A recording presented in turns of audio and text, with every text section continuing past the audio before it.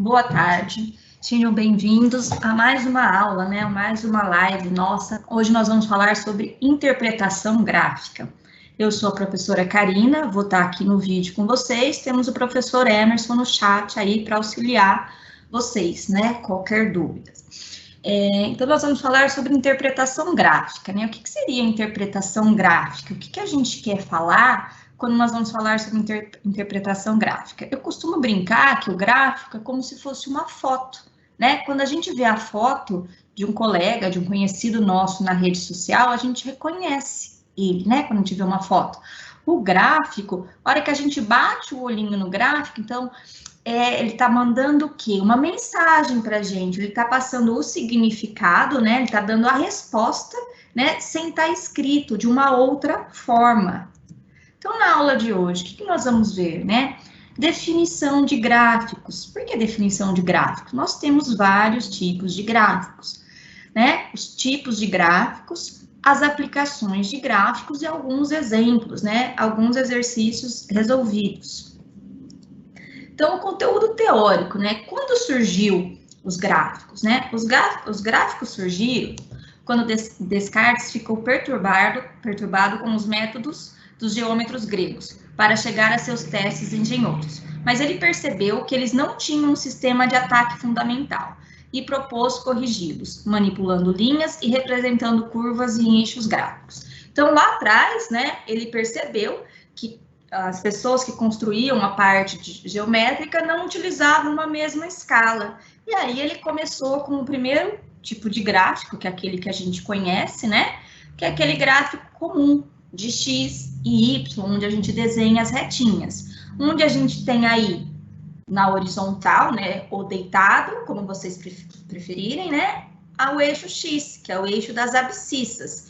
E na vertical ou de pé, né, nós temos o eixo Y, que são as ordenadas. Quando nós formos construir um gráfico, nós temos que tomar cuidado o quê? Com escala, tá, gente? O que é escala? É o tamanho que eu vou fazer as medidas. Então, por exemplo, entre o 0 e o 1 tem que ter a mesma distância entre o 1 e o 2. Entre o 2 e o 3 tem que ter a mesma distância entre o 3 e o 4. Tem que usar sempre a mesma medida. Um erro muito comum de vocês, quando vocês vão construir gráfico, pega a linha do caderno, né? Desenha em cima da linha do caderno, divide em centímetro em centímetro e utiliza, né, na parte das ordenadas, na parte do eixo, desenha utilizando a linha do caderno, o que traz um gráfico sem escala. Então, vamos lá, gráfico de linha, né? O que seria um gráfico de linha? Se a gente olhar, o que esse gráfico está nos passando de informação? Então, nós temos aqui número de assinantes em milhões. No eixo horizontal, né, nós temos os anos 1997, 1998, 1999 até 2000. No eixo vertical, nós temos o número de assinantes em milhões. Então, 0, 5, 10, 15, né? Assim por diante. Então, o que esse gráfico quer dizer? Olha, em 1997, tá aí desenhado, nós tínhamos o quê? 1,1 milhão de assinantes. Ah, professora, só está escrito 1,1, mas no título do gráfico já está dizendo número de assinantes em milhões, tá? Acontecendo. Conforme foi passando o tempo, esse número de assinantes foi crescendo. Então, qual que é a informação? Quando eu olho para esse gráfico, eu consigo ver, né, facilmente que o número de assinantes foi crescendo com o passar do tempo, né? Então, no comecinho, no final da década de 90, começo do ano 2000, ele cresceu pouco, né? Aí de 2000 para 2003 ele deu uma boa crescida. De 2003 em diante, né, ele foi sempre crescendo. Então, eu olho para isso e ele me passa uma informação, ele me passa uma mensagem, me fala um significado, né? Aí nós temos gráficos de colunas, né? Então, o que seria esse gráfico de colunas? Então, eu vou desenhar colunas representando o quê? A quantidade que cada uma, né, representa. Por exemplo, aqui nós estamos falando sobre, então tem a má distribuição.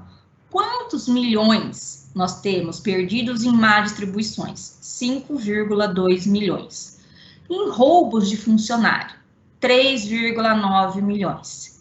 Em fraudes, né, na empresa, 5,5 milhões. Assalto às lojas, 1,8 milhões. Perda do estoque, 1,6 milhões. Atendimento ruim, 0,8. Bom, além desse gráfico, né, ele nos traz a mensagem, ele nos informa sobre os valores, mas só de visualizar eu consigo ver, assim, eu não preciso nem fazer conta, não preciso pensar em muita coisa. Então, o que levou, né, o que faz perder menos dinheiro nesse caso aqui? O atendimento ruim. Como que eu faço? Eu enxergo essa coluninha, né, ela é a menor. E o que faz eu perder mais dinheiro? Qual que é a minha maior? A fraude nas vendas, que é de 5,5 milhões. Então, o gráfico muitas vezes nos traz uma mensagem muito mais fácil da gente enxergar do que ler um texto, propriamente dito, né?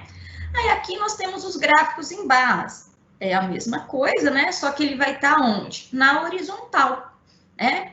Então, a gente tem as mesmas... as mesmas variáveis, né? Atendimento ruim, perda do estoque, assalto às lojas, e ele nos traz as informações. Como a gente vê, identifica isso? Qual que é a minha menor barra? Atendimento ruim. Então, o meu menor valor perdido é por atendimento ruim, né? E qual que é o meu maior valor perdido? Qual que é a minha maior barra, né? É fraude nas vendas. Aqui, o gráfico de setores, né, ou que a gente comumente fala, às vezes a gente sempre brinca, fala em gráfico de pizza, né. Então, aqui, se a gente for ver a mesma variável em valor perdido por milhões de reais. Então, em vez de estar desenhado ou em barra ou em coluna, a gente dividiu ele por setores, tá? Então, como se fossem as fatias de uma pizza. Então, nós vamos ter aí a fatia maior, né, que é fraudes de vendas, e a fatia menor, que é a verde, atendimento ruim. Então, na hora que a gente olha esse gráfico, fica fácil da gente identificar. Então, quando a gente aprende a interpretar os gráficos, acaba ficando bem mais tranquilo da gente utilizar do que ficar lendo um texto enorme. Então, gráfico de colunas com mais de uma série de dados. Então, às vezes, eu quero comparar, por exemplo, eu quero comparar 2 anos, que nem aqui, causas de perdas de ativos. Eu estou comparando o ano de 2016 e o ano de 2017. Então, o que eu faço, né? Eu escolho uma cor para fazer o ano de 2016 e uma cor para fazer o ano de 2017. E aí, eu vou comparando as mesmas informações durante períodos de tempo diferentes. Por exemplo, a má administração, né? Em 2016, ela causou uma perda de 4,5 milhões. Em 2017, ela causou uma perda de 5,2 milhões. Aonde eu estou vendo isso? É o número, né, que está em cima da coluna, né? Aí, roubo de funcionários. Em 2016, 3 milhões. Em 2017, 3,9 milhões. Fraudes. Em 2016, 4 milhões. Em 2017, 5,5 milhões. Assaltos, né, às lojas. Em 2016, 2,4. Em 2017, 1,8. 2016, 1 milhão. 2017, 1,6 milhões.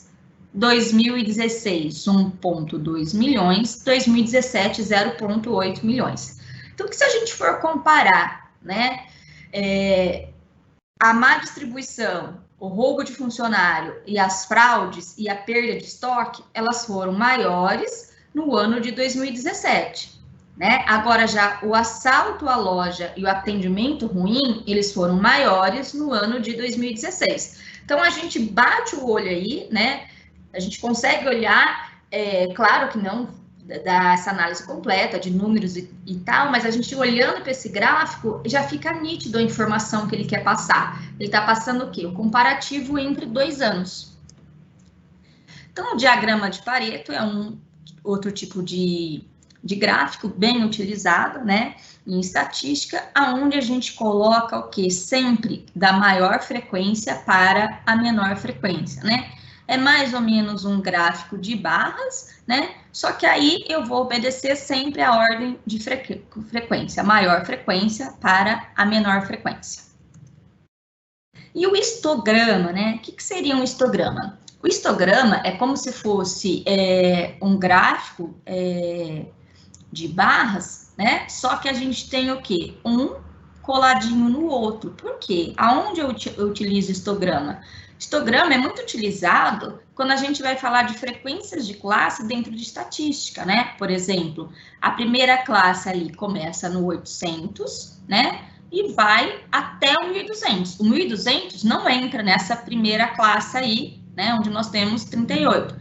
Ele vai entrar onde? Na segunda classe, né? Que vai do 1200 até o 1600.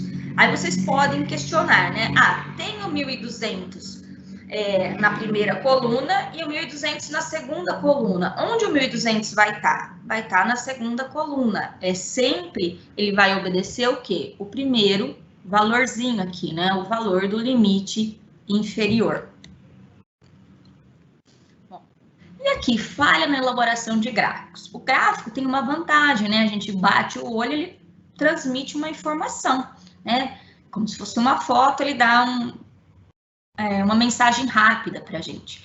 Mas é preciso tomar cuidado quando a gente vai construir um gráfico, né? Seja na mão ou utilizando algum aplicativo, porque existem erros na hora de fazer esse gráfico que podem transmitir o quê? Uma mensagem errada. Então, em vez de eu passar a informação correta, eu vou passar uma informação incorreta. Então, eu tenho o quê? Gráfico sucata. O que é um gráfico sucata? É aquele gráfico que a gente esboçou, a gente fez de qualquer maneira, né? A ausência de base relativa, né? O que é isso, ausência de base relativa? É quando a gente não utiliza a mesma escala, quando a gente faz uma escala de qualquer jeito, né? Então, vai no chutômetro, digamos assim, vai colocando de qualquer jeito. Eixo vertical comprimido. Às vezes, o eixo vertical, a coluninha do Y, ela é muito grande. Então, para caber ali no desenho, a gente dá uma comprimida. E quando a gente olha, ele acaba passando uma mensagem errada. E a ausência do ponto zero? Ah, o zero não vai ter importância. Não, tem importância sim, né? Porque se o meu primeiro ponto for 100, eu não posso começar no 100 lá de baixo. Eu tenho que dar um espaçamento entre o 0 e 100, né? E essa mesma escala eu tenho que utilizar com relação aos outros valores que eu for utilizando. Então, aqui, ó, um gráfico sucata, né? Então, olha aqui, a gente olha, tá fora de escala, não dá para entender direito, foi feito de qualquer maneira. Então, ele é uma má apresentação, né, do salário mínimo nas décadas aí de 60, 70, 80 e 90. É preciso ter bastante cuidado quando a gente vai desenhar, né, fazer um gráfico, por exemplo. Olha a falta de escala, por exemplo, 1970 está praticamente em cima do 2. Se a gente for olhar ali do lado, em 1970, o dólar, o salário mínimo era 1,60, né? Em 1980, ele está praticamente com o 4, mas na verdade o valor dele era 3,10. Então foi feito um gráfico aí de qualquer jeito, a gente chama de gráfico sucateado. O eixo vertical comprimido, né? Ou seja, eu vou pegar esse eixo vertical e vou fazer ele pequenininho, vou fazer ele socadinho. Por exemplo, olha o primeiro quadro. Não dá para a gente perceber o primeiro gráfico, né? Não dá para a gente perceber tanta a diferença entre os quadrimestres, né? Por quê? Porque eu fiz aqui, ó, eu utilizei ele de 0 a 200, né? Só que eu não utilizo, eu não chego nem no 100. Para que eu vou desenhar de 0 a 200? Então, olha o gráfico da direita, né? Eu já coloquei até o 75. Então, a hora que a gente bate o olho, é bem nítida a diferença entre os valores. Fica uma coisa mais clara, uma imagem mais limpa, mais fácil da gente entender. A ausência do ponto zero. O que acontece? Quando a gente vai fazer um gráfico, né? O zero não importa, o zero importa sim. Por quê? Olha esse gráfico da minha direita, né? O Rio de Janeiro e Brasília. Ele começa do 100. Então, ele não está me passando uma informação real, né? Porque a distância entre o 100 e o 120 é o mesmo tamanho que está representando entre o 120 e o 140. É legal isso? Não, porque entre 100 e o 120, eu tenho, entre o 0 e o 100, eu tenho 100 unidades, né? E aí ele começou como se fosse do zero. Agora, já o gráfico da esquerda, ele começou no zero, então fica um gráfico melhor, com mais escala, mais fácil da gente entender. Então, mas o zero não importa, importa sim, todo gráfico tem que ter o ponto zero.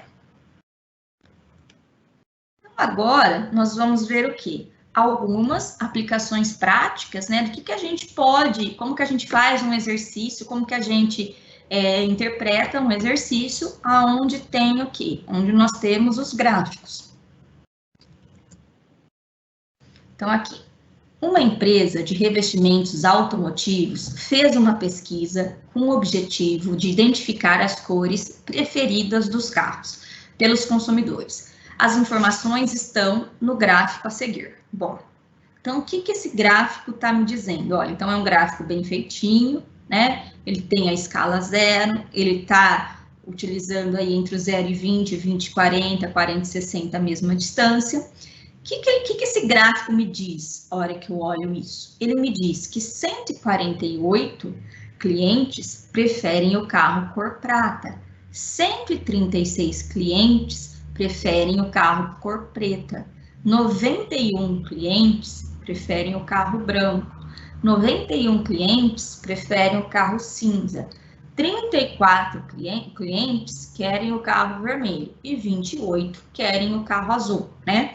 Então, ele fez uma análise aí para ver a cor preferida dos clientes. E o que ele perguntou? Qual o número de consumidores que foram entrevistados? Bom, como que a gente vai saber? Nós vamos somar, né, a quantidade de clientes que gostam da cor prata, da cor preto, da cor branca, da cor cinza, da cor vermelha e da cor azul. Se a gente somar, né, tudo isso, nós vamos obter 528, né? Então, o que a gente faz aqui? A gente faz a 532, desculpa. Aí a gente faz a regrinha de 3, né? Qual o percentual de consumidores da cor de preferência? Como que a gente faz isso? O total equivale a 100%, né? Por que eu vou colocar o 100%? Porque a pergunta foi feita em qual percentual. Então, quando eu for falar em porcentagem, tudo tem que equivaler a 100%, né? E 148, por quê? Porque 148, se a gente olhar aqui no gráfico, né, é a cor prata, né, que é a cor que os clientes mais gostam. Então, 148 equivale a X da porcentagem. Como que a gente descobre essa porcentagem? A gente faz uma multiplicação em X. 532x é igual a 148 vezes 100, que vai dar 14.800, tá? Aí o 532 está multiplicando. Se ele está multiplicando, eu tenho 532x igual a 14.800. O 532 está multiplicando. Quando ele está multiplicando, o que eu faço? Eu passo para o outro lado, dividindo. Então, a gente vai ter 14.800 dividido por 532, nós vamos ter aproximadamente 27,82%. Então, por que o 100 aqui? Porque foi pedido em percentual, né, em porcentagem. Toda vez que nós estivermos falando em porcentagem, é sempre o 100% que corresponde ao total. Então, aqui, o gráfico a seguir diz respeito aos resultados obtidos por uma turma de alunos de um curso preparatório específico para professor de educação básica. Resultado dos professores no curso preparatório. Então, o que nós temos? Nós temos que 2 professores foram ruins, né? O aproveitamento deles foi ruim. 4 professores tiveram um aproveitamento bom. 6 professores tiveram um aproveitamento ótimo e um professor teve um aproveitamento excelente. Como que eu estou achando isso, né? Então, eu vou lá, a coluna ruim, ela termina onde? No 2. A coluna bom termina onde? No 4. A coluna ótima termina onde? No 6. A coluna excelente termina no 1. É assim que eu encontro esses valores. Para continuar no mercado, é necessário que esse curso aprove pelo menos 70% de seus alunos, que, por sua vez, são professores, especializando-se, sabendo-se que os aprovados são apenas aqueles que obtiveram resultados ótimos ou excelentes. Pode-se afirmar que esse curso continuará no mercado? Bom, resumindo, né? Qual que é a pergunta aí? Esse curso só vai continuar no mercado se 70%, né, dos seus clientes, né, que são, na verdade, professores de educação básica, tiverem um aproveitamento ótimo ou excelente. Então, quantos alunos tiveram um aproveitamento ótimo ou excelente? Ótimo, nós tivemos 6 alunos com aproveitamento ótimo. E excelente, 1. Então, desse total de alunos aí, nós teríamos o quê? 7 alunos aprovados, né? Só que a gente precisa descobrir qual a porcentagem esse 7 representa do total. Vamos ver, qual que é o total de alunos? Ruim, eu tenho 2. Bom, eu tenho 4. 2 mais 4, 6. Com mais 6 ótimos, 12. Com mais um excelente, 13. Então, eu tenho um total de alunos 13, né? E eu sei que 7 deles conseguiriam ser aprovados. Esse curso só vai continuar, né, no mercado se 70% dos seus alunos forem aprovados. Então, como que a gente faz aqui? 13 equivale a 100%, né? Por que o 100? Porque eu estou falando em porcentagem. Toda vez que eu falar em porcentagem, o meu valor total é 100. Então, 13 equivale a 100%. 7 é o número de alunos que conseguiriam, né, atingir a meta ali do excelente, do ótimo, e eu não sei qual a porcentagem deles, né, o quanto eles representam, então eu vou chamar de X. Toda vez que nós temos uma fraçãozinha, né, uma igualdade, o que a gente faz? A gente multiplica em cruz. Eu vou fazer 13 vezes X, 13x. 7 vezes 100, 700. Então, eu fiquei com 13x igual a 700. O 13 está multiplicando o x. Se ele está multiplicando, o que eu faço? Eu passo para o outro lado dividindo, né? Então, nós temos 700 dividido por 13. Se a gente efetuar essa divisão, nós vamos obter 53,85. Como nós estamos falando em porcentagem, a gente coloca 53,85%. Bom, então, respondendo a pergunta do exercício, esse curso permaneceria no mercado? Não, porque a gente não atingiu 70%, né, do nível de excelente e ótimo. Então, esse curso não permaneceria no mercado. Então, vamos ver. O consumo de combustível, em função da velocidade, varia de acordo com o carro, seu ano de fabricação, modo de dirigir, entre outros fatores. Para um determinado carro, considerando apenas a velocidade, então ele descartou todos os outros, né, itens, o desempenho é mostrado no gráfico seguinte. Então, nós temos aqui combustível gastos em litros por quilômetro e a velocidade do carro. Então, a 20 km, ele gasta 20 km por hora, ele gasta 0,35, a 40, ele gasta 0,25, a 20, ele gasta 0,60, a 80, ele gasta 0,10, a 100, ele gasta 0,20 e a 120, ele gasta 0,30. Ah, como que você está achando esses valores, professora? Olha aqui, ó, no 20, aonde tem a bolinha circulada? Na linha com o 0,35. No 40, aonde está o pontinho circulado? Ó, na linha com o 0,25. O 60, ó, se eu subo aqui reto do 60, aonde ele vai cruzar? No 0,15. O 80, se eu subo, ele cruza aqui no 0,10, tá? O 100, se eu subo, ele gasta no 0,20. O 120, ele gasta 0,30. Bom, então vamos ver o que esse gráfico, o que esse exercício está pedindo, né? Analisando o gráfico, a única alternativa correta é o consumo de combustível é menor a velocidade de 20 km por hora. Então, a gente volta, olha lá no gráfico. 20 km por hora. Na verdade, ó, é o maior consumo de combustível, é 0,35. Então, a alternativa A é falsa. A alternativa B, a velocidade no qual o consumo de combustível é maior é no 120 km por hora. A gente volta, olha aqui, onde ele vai ser maior, né? Onde a bolinha está no mais alto. Onde ela está mais alto? No 0,35, que equivale quem? A 20 km por hora. Então, a nossa alternativa B também é falsa. A velocidade de 40 km por hora, o consumo de combustível é a metade do que 80 km por hora. O que eu tenho que fazer? Voltar e olhar aqui no gráfico. Então, ó, a 40 km por hora, quanto que ele consome? 0,25, ó, subir do 40 aonde apareceu a bolinha. E no 80, ele consome 0,10. Então, 40, 0,25 não é a metade de 80. Né? Se a gente fosse pensar em velocidade, sim. Quem está a 40 km por hora está a metade da velocidade de quem está em 80 km por hora. Mas a pergunta está direcionada ao consumo de combustível. Então, é bom a gente prestar bastante atenção, que às vezes pode, né? Na pressa, a gente lê lá a metade, 80, 40, acaba colocando o xizinho nessa e perdendo a questão. A 120 km por hora, gasto 3 vezes mais combustível do que 60 km por hora. Vamos voltar para a gente ver. Então, ó, 120 por hora, quanto que eu gasto?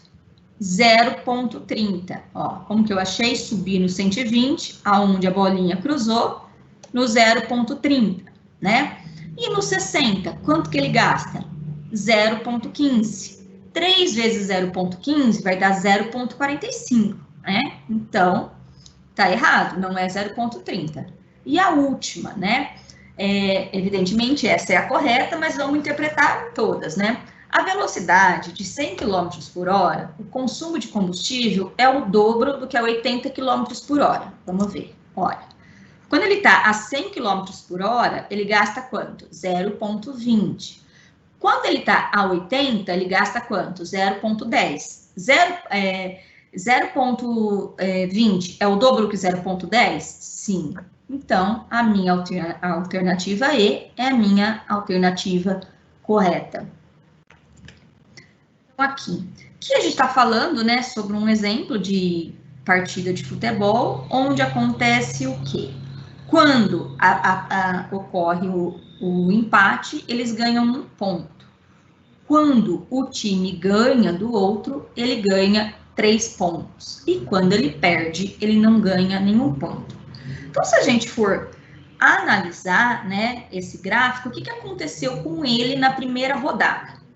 Na primeira rodada, ele não ganhou, ó, na primeira rodada ele tinha 0, ele subiu para 1. Então, a primeira rodada, ele aconteceu um empate. Na segunda rodada, o que aconteceu? Ele ganhou, ó, porque da primeira para a segunda rodada, o que aconteceu? Ele subiu 3 pontos.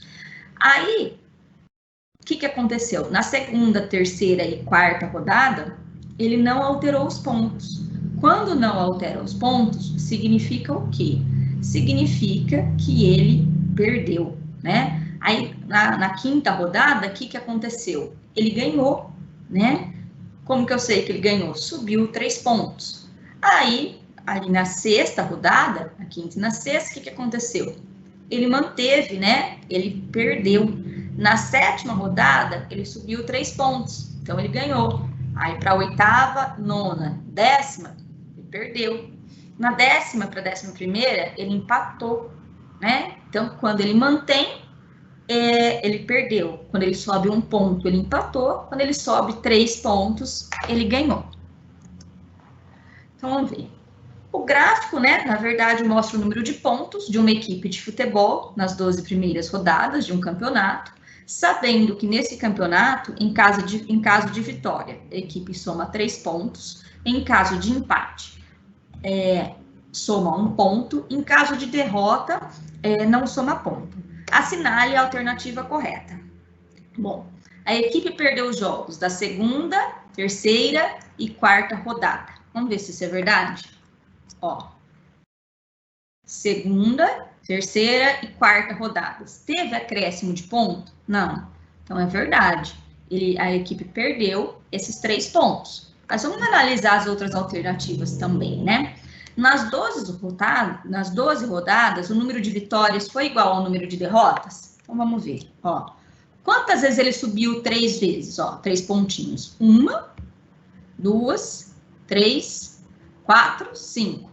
Quantas vezes ele manteve constante? 1, 2, 3, 4, 5, 6, 7, 8. Né? Então, não é igual. Já vi que é diferente. A média de pontos obtidos por rodada, nessas 12 rodadas, é igual a 1,5 pontos. Então, como que a gente calcula a média, né? Como que vocês sabem a média da prova de vocês? Pega a primeira prova, mais a segunda prova, divide por 2, ou a primeira prova, mais a segunda prova, a terceira prova, divide por 2. Como que a gente calcula a média? Eu pego o meu total de pontos, né? E divido pelo número de elementos. Então, quantos pontos eu tenho aqui? 17. Como que eu sei? Estou olhando aqui, né? Estou confiando no gráfico. Divido por quanto? Por 12, né? Por que 12? Porque nós tivemos 12 rodadas. Vai dar 1,4, não 1,5. Então, tá errado. A equipe conseguiu 2 empates entre a 7ª e a 9ª rodada. Vamos ver. Ó, 7ª e 9ª. E não teve empate.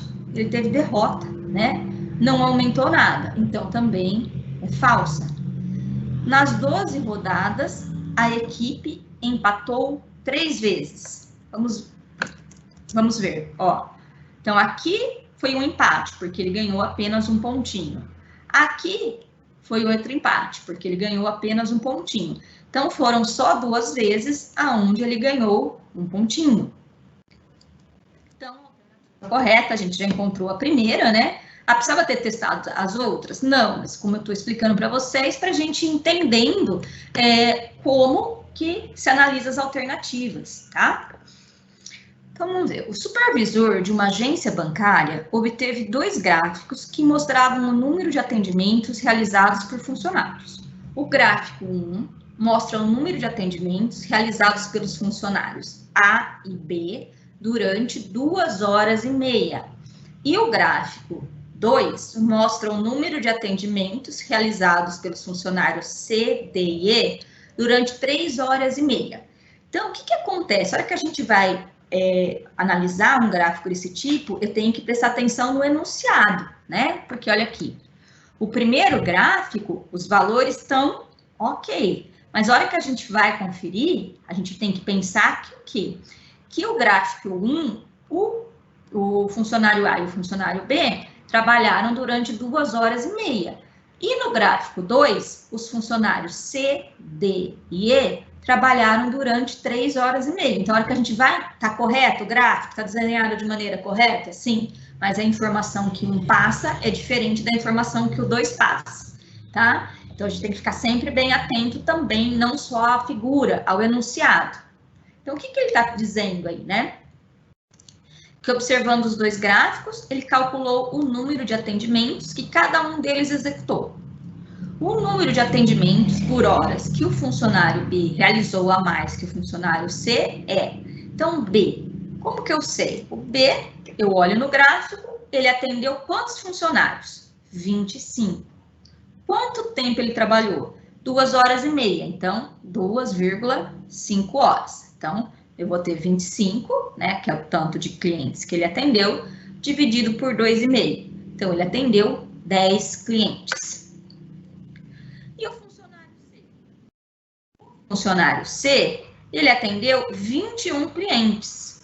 Mas por quanto tempo ele trabalhou? Ele trabalhou por 3 horas e meia, né? Então, como eu vou falar em horas, eu vou colocar 3,5. Então, eu vou colocar 21 dividido por 3,5. Hora que eu faço essa divisão, deu 6. Eu terminei de responder a pergunta? Não, a pergunta quer dizer, está perguntando o quê? Quantos funcionários, né, A mais, o B atendeu com relação ao C. Então, o B atendeu 4 funcionários a mais, tá? Por quê? 10 menos 6. Ah, professora, deu 25 e 21. Poderia ter feito direto essa conta? Não, foi apenas uma coincidência.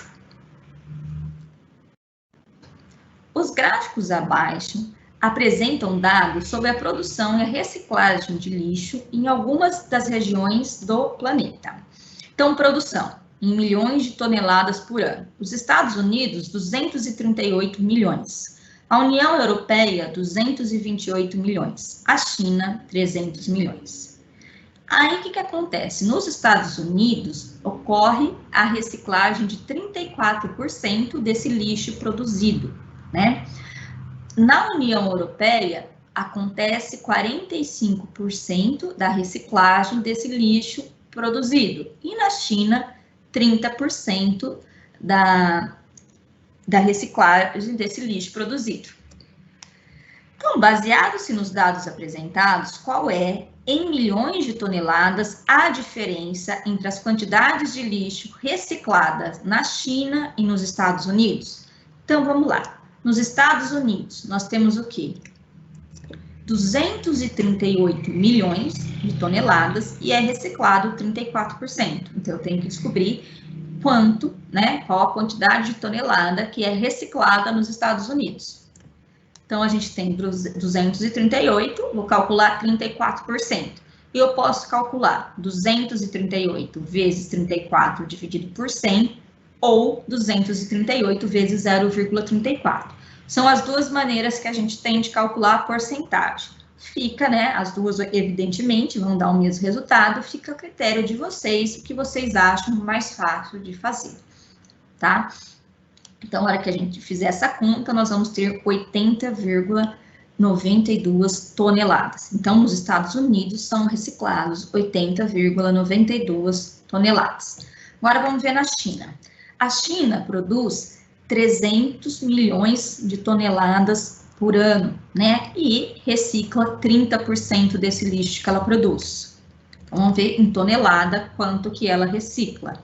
Vou fazer 300 vezes 30%. Da mesma maneira, né? A gente pode fazer 300 vezes 30 dividido por 100, ou 300 vezes 0,3, 0,30, que é a mesma coisa. Vocês escolhem a maneira que vocês acharem mais fácil para vocês fazerem. A hora que nós efetuarmos essa conta, tanto em fração como com número decimal, nós vamos obter 90 toneladas. Então, eu quero saber a diferença. A China, ela recicla 90 toneladas. Os Estados Unidos recicla 80,92. Como que eu calculo essa diferença? Eu faço 90 menos 80,92. Então, a diferença entre toneladas recicladas na China e nos Estados Unidos é 9,08 toneladas. Aqui. A distribuição das idades dos alunos de uma classe é dada pelo seguinte gráfico. Então, aqui nós temos o número de alunos, né, na coluna vertical, e na coluna horizontal, a idade dos alunos. Então, o que quer dizer, né? A hora que eu olho esse gráfico, o que ele quer dizer? Que com 16 anos eu tenho 10 alunos. Com 17 anos eu tenho 23 alunos. Com 18 anos eu tenho 20 alunos. Com 19 anos eu tenho 5 alunos. E com 20 anos eu tenho 2 alunos. Bom, como que eu achei isso? Como que eu falei para vocês esse resultado, né? Eu olho no 16, ele chega até onde? Chega até o 10. Então, aqui é o número de alunos, a quantidade de alunos. O 17, né? Olho, ele chega até o 23. Então, é a quantidade de alunos. O 18, eu olho, ele chega até o 20. O 19, eu olho, ele chega até o 5. O 20, eu olho, ele chega até o 2. Então, essa é a informação que o gráfico, né, me proporciona. Então, aqui, qual que é a média dos alunos? Como que eu faço para calcular a média de alguma coisa, né? Então, vamos supor, a média de vocês no final do semestre. Vocês estão sempre acostumados, né, a calcular a média. A prova 1 mais a prova 2, a prova dividido por 2, a prova 1, mais a prova 2, mais a prova 3, dividido por 3, e assim sucessivamente. E aqui, como que a gente vai calcular a média? A gente vai somar todas as idades e dividir pela quantidade total, né, de alunos. Então, por que 10 vezes 16? Porque, olha aqui, eu tenho 10 alunos com 16 anos. Então, é mais fácil eu escrever 10 vezes 16 do que 16 mais 16, mais 16, mais 16, 10 vezes. Então, eu represento dessa maneira. Se quiser ir somando um por um, pode, tá? A segunda, 17 vezes 23. Por que 17 vezes 23, né? Ou 23 vezes 17, que é a mesma coisa. Porque eu tenho 23 alunos com 17 anos. Então, em vez de escrever 17 mais 17 mais 17, eu faço a multiplicação. A terceira, 20 vezes 18. Por quê? Eu tenho 20 alunos com 18 anos. Então, eu vou lá e faço 20 vezes 18. A quarta, 5 vezes 19. Por que isso, né? Porque eu tenho 5 alunos, que é a quantidade dele, com 19 anos, né? Então, em vez de fazer 19, mais 19, mais 19, mais 19, mais 19, eu faço 5 vezes 19. E a última, né? A gente pode observar aí, nós temos 2 alunos com 20 anos. Então, 2 vezes 20, né? Ou 20 mais 20. A hora que a gente fizer a multiplicação, lembra, eu tenho uma multiplicação e uma soma. Eu tenho que fazer a multiplicação primeiro, depois a soma. Então, eu vou fazer 10 vezes 16, mais. Aí eu faço quanto dá 23 vezes 17, e assim sucessivamente. Nós vamos ter esse valor que vai dar 1.046, se a gente fizer essa continha de cima, e vai dividir por 60. Ai, por que 60? Não entendi de onde veio 60. 60 é a quantidade de alunos que eu tenho, né? Olha, eu tenho 2 alunos, mais 5, 7, mais 10, 17, mais 20, 37, mais 23, 60. Pronto. Então, se a gente fizer essa divisão, nós vamos ter o quê? 17,44. Mais os meus alunos, né? Esse deu 17,44 em quê? Em anos, né? Agora, ninguém fala, eu tenho 17,44 anos. A gente fala, eu tenho 17 anos e tantos meses.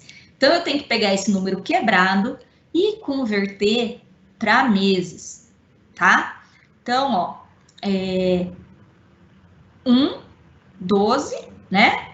Porque um ano tem 12 meses. Então, 0,44 equivale a quantos meses? Como eu não sei, eu chamo de X. Então, eu vou fazer uma multiplicação em cruz aí, né? Toda vez que a gente tiver uma igualdade de fração, a gente faz o quê? Uma multiplicação em cruz.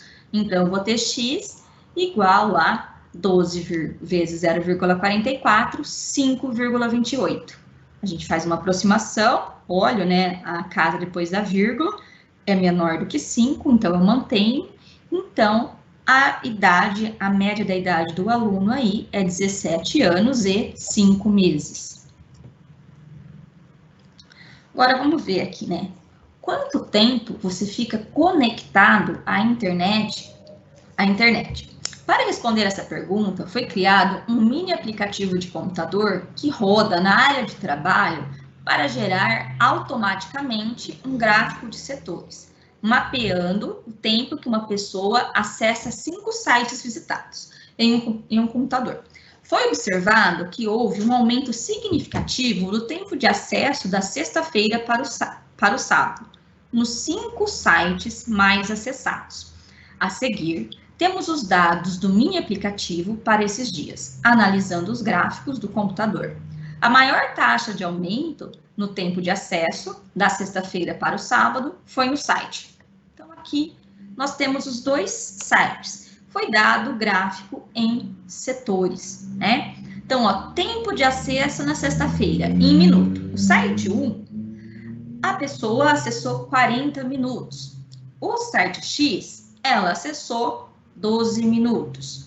O site Y, ela acessou 30 minutos. O site Z, ela acessou 10 minutos. O site W, ela acessou 38 minutos. Isso na sexta-feira.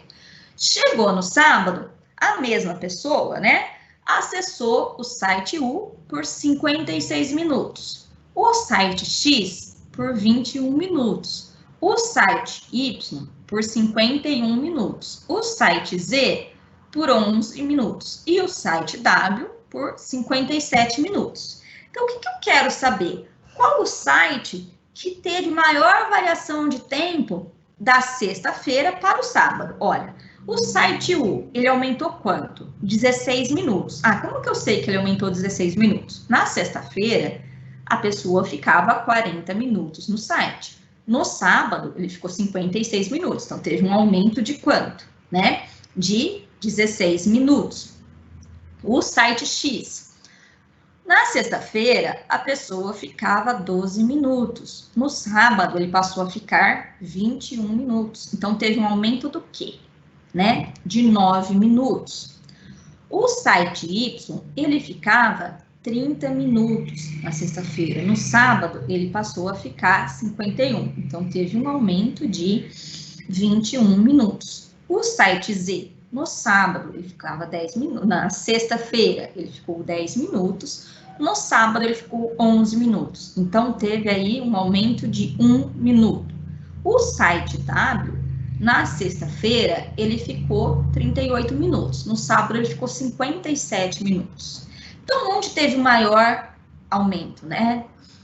No site Y, porque ele passou de 30 para 51. Eu tive um aumento de 21 minutos. E se, ao contrário, eu pedisse assim, qual foi o site onde teve a menor variação, né? Qual poderia ser? O site Z. No sábado ele ficou 10, na sexta-feira ele ficou 10, no sábado ele ficou só 1 minuto a mais, ele ficou 11. Então, esse é um tipo de gráfico, né? Em setores. É um gráfico que foi dado de que maneira? Do formato, chama gráfico de setores, e a gente comumente conhece ele como gráfico de pizza. Onde eu consigo fazer esses gráficos, né? O Excel mesmo faz para vocês e existem outros aplicativos. Olha esse gráfico. É um gráfico de linha. Ele está me passando alguma informação nesse gráfico? Venda mensal. Eu não posso tirar nenhuma informação importante desse gráfico. Por quê? Olha lá, foi cortado o eixo vertical dele. Então, eu só sei olhando para esse gráfico, o que eu posso responder? Eu não posso responder valores, né? Eu posso falar que de janeiro para fevereiro ele aumentou, fevereiro para março ele aumentou, março para abril ele caiu, abril para maio subiu, maio para junho desceu, caiu, né? Junho para julho caiu novamente, julho para agosto subiu, agosto para setembro subiu, setembro para outubro subiu, outubro para novembro caiu e novembro para dezembro caiu. Mas assim, não é um gráfico que vai me passar informações, né, de valores. Então, seria um gráfico, como eu falei para vocês no começo, aquele gráfico sucata, que não me oferece, não tem uma referência, só posso falar onde aumentou ou onde caiu, não tem informações nenhuma agregando com esse gráfico. Agora aqui, né, então seria a porcentagem, a quantidade de alunos que estão no 7º ano, 8º ano e 9º ano, durante os anos de 2006 e 2018. Então, por exemplo, quem está no 8º ano sempre teve a menor quantidade, né, de alunos, tanto no período de 2008 até o período de 2018. Agora, olha o que está, né, em azul e amarelo, que seria o 7º ano e o 9º ano. Ocorre uma interceptação. Em que ano? Né? No ano de 2012. Então, no ano de todos os outros anos, quem tinha mais alunos no 9º ano, né? Só no ano de 2012, o 9º ano teve menos alunos. Como que eu sei, né, que é no ano de 2012? Como se a gente puxasse uma setinha aqui, né, encostou aqui, aonde o gráfico está abaixo. Vamos lá. E esse gráfico, é um gráfico bom? Não é um gráfico bom. Ah, mas ele tem tudo, né? Tem o valor bruto, tem o valor líquido, tem o custo, tem tudo, né? As informações estão legais. Mas olha só, é um gráfico, a gente fala que é um gráfico rebuscado. Por quê? Olha os valores, né? Fica muito grande. né? Então, tá aí para o ano de 2017, o quanto teve de valor líquido e o quanto teve de custo, né? Mês a mês, como começou, tem janeiro, fevereiro, vai até outubro, né? Do mês 1 ao mês 10, não necessariamente precisa ser janeiro a outubro, ele tem aí um leque de 10 meses para a gente fazer a interpretação. Por que a gente fala que esse gráfico é um gráfico carregado? Porque olha lá, a quantidade de número, né? Então, não fica legal a gente fazer isso. Ah, uma pessoa queria colocar os valores exatos. Ficaria muito mais interessante colocar uma letrinha ali, A, B, C, D, e colocar o valor como uma legenda do lado, para a gente poder interpretar. Por quê? A gente está tendo aí o quê? Uma diferença, olha lá, 406.815.000,93. A hora que você bate o olho nisso, já fica cansativo, já é uma imagem pesada. Não é legal da gente construir um gráfico desse tipo, tá? Então fica melhor a gente fazer uma legendinha, fazer um pontinho e colocar o gráfico do lado. Está errado? Não, não está errado, tá? Tá fora de escala? Não, olha, ele tem aqui, começa do zero, né? A escala, a distância entre o 0 e os 100 mil, 100 mil e 200 mil, 200 mil e 300 mil é a mesma, então tá um gráfico em escala, os meses estão divididos do mesmo tamanho, né? Então é um gráfico bonito, ele só é um gráfico rebuscado para a gente olhar, acaba ficando cansativo. Mas que informação esse gráfico pode me dar, né? Ele pode me dar, na verdade, o lucro que essa empresa teve em 2017, porque eu tenho o valor líquido, né? Menos o quê? Menos o quanto ele gastou. Eu posso ir calculando isso mês a mês. Então, é um gráfico útil? É um gráfico que traz informações reais? Sim. Mas ele fica pesado para a gente olhar. Aqui. Então, por exemplo, uma outra maneira que a gente pode fazer esse gráfico, né? É escrever aqui do lado, esse foi um gráfico feito no Excel, a gente faz ele aqui do lado, seleciona os valores, vai lá, clica em gráfico de linhas no Excel e a gente constrói. Então, é um gráfico onde aqui do lado eu tenho os valores certinho e ele saiu aqui numa escala. Fica mais fácil, é um gráfico mais limpo para a gente analisar, né? Eu consigo observar os valores e consigo analisar o que aconteceu. Ó, de janeiro para fevereiro, caiu. Fevereiro para março, subiu. Março para abril, caiu. Aí, de abril até julho, ele foi subindo. Aí, de junho para julho, ele manteve, né? Subiu bem pouquinho.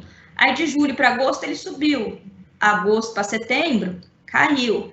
Setembro para outubro, caiu de novo. Novembro para dezembro, ele subiu, né? Então, nós temos esse tipo de gráfico. É um gráfico simples, mas que é um gráfico limpo. Ele traz bastante informações. Então, aqui nós temos dois tipos de gráfico, né? Comparando. Cada um traz informações diferentes, né? Um com a umidade do ar relativa, em porcentagem, por semana, e o outro com a velocidade do vento, em metros por segundo. Então, eu posso olhar esses dois gráficos e comparar eles? Não. Por quê? Um fala de umidade relativa e o outro fala em velocidade do vento, né? Só que um está em porcentagem, o outro está em metros por segundo. O que eu posso, se eu quiser fazer uma comparação, né? Eu não posso usar unidades, mas eu posso dizer que na semana 1, a umidade relativa é de 70%, enquanto que a velocidade em metros por segundo é baixa, é de 1 metro por segundo. Então, ó, a umidade é alta, mas a velocidade é baixa. Esse tipo de comparação pode ser feito, né? Na semana 2, e assim sucessivamente. A gente não pode só falar assim, cresceu ou diminuiu. Como não está na mesma unidade de medida, nós temos que dar uma comparadinha. Que mais? Então, aonde a unidade de medida é a menor aí, né? Onde tem menos umidade relativa? Na semana 9. E onde a velocidade é mais baixa? Na semana 1. Tá? Então, isso são informações que a gente pode obter. Aonde a umidade do ar relativa é mais alta? Ó, na semana 1, porque ela é 70%. E aonde a velocidade do vento é maior, né? Na semana 4, que ela é de 6, e na semana 9, que é de 6. Então, são outras observações que nós podemos fazer aí com esses gráficos. Então, aqui temos o Aprenda Mais, né? Tem aqui esse programa GeoGebra, ele é gratuito, tá? Vocês podem baixar aí ou no celular ou no computador, que vocês conseguem construir gráfico facilmente, né? Só que esse programa GeoGebra já é um programa, assim, mais para vocês construírem gráficos matemáticos mesmo, né? Seno, cosseno, essas coisas. Aí no Excel, aqui também tem um vídeo para como a gente construir gráfico no Excel. Um outro vídeo para a gente aprender sobre interpretação de gráficos. Um outro para a gente analisar a construção de gráficos e tabelas, né? E aqui tem 2 livros, onde a gente fala bastante sobre análise de gráficos, e análise de gráfico é importantíssimo em todos os setores, né? É uma questão fundamental a gente saber ler um gráfico, não é só uma questão de exatas, a gente olha em todos os setores aí, e a gente consegue interpretar. Vocês podem ler artigo, essas coisas, não é só na parte de exatas, em todas as áreas, nós temos o quê? Gráficos, então é muito importante a gente saber interpretar um gráfico. Então, agradeço vocês, foi um prazer ter vocês aqui durante a aula. Aqui está o link de presença para vocês acessarem aí. Também tem o link com as nossas próximas aulas, né? E gostaria de falar para vocês a importância mesmo de um gráfico, né? Quando a gente bate um olho num gráfico, o que eu tenho que ter em mente? Eu tenho que achar, nossa, que horror, aquele exercício tem um gráfico, nossa, vai ter aquele gráfico. Não, o gráfico, ele acaba sendo um amigo da gente, tá? Ele traz informações que, em vez de eu ter que ler um texto enorme, eu olho um gráfico e coloco isso. Ou outra coisa, quando vocês forem escrever um artigo, um TCC, vai ter, vocês podem colocar um gráfico. Só com um gráfico, vocês aumentam tanto a quantidade de informações, vocês acabam enriquecendo tanto, né, o trabalho de vocês. Então, eu gostaria que vocês não vissem o gráfico, né, como alguém estranho, mas sim como um parceiro, um aliado de vocês. Então, agradeço pela presença de vocês. Qualquer dúvida, o professor Emerson está aí no chat para auxiliá-los, né? Se o professor Emerson quiser passar alguma pergunta também, fique à vontade. E aqui está o formulário de presença para vocês. Não deixem de preencher, tá? E também conferir o nosso link.